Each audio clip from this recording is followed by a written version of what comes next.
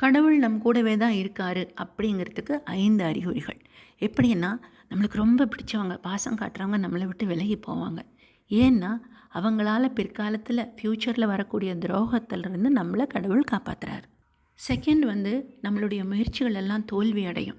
அப்படி நீங்க செய்த முயற்சி ஜெயிச்சிருச்சுன்னா, அதுவே பின்னாடி வந்து உங்களுக்கு பெரிய பிரச்சனையா மாறலாம். 3வது வாழ்க்கையில நம்ம பின்னால தள்ளப்பட்டோம்னா, அதுக்காக வேதனைப்படக்கூடாது.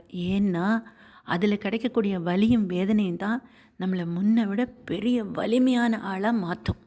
4வது தனிமையில இருக்கோன்னு நினைக்கவே வேண்டாம். எதுக்குன்னா, ஊர் உலகத்தால ஏற்படக்கூடிய பிரச்சனைகள் எல்லாம் உங்கள தேடி வராது. அந்த தனிமையில தான் உங்க மனசு கூட நீங்க பேச முடியும். 5வது எவ்வளவோ கெஞ்சுவோம் சில உறவுகள வந்து சேர்ந்துக்கோன்னு. ஆனா, அந்த உறவுகள் வரல அப்படின்னா, கடவுள் வந்து அவங்க நம்மளுக்கு செஞ்ச துரோகத்தை எல்லாம் கேட்டுட்டாரு. அதனால தான் நம்மள விட்டு அவங்கள விலக்கி வச்சுட்டாருன்னு அர்த்தம்.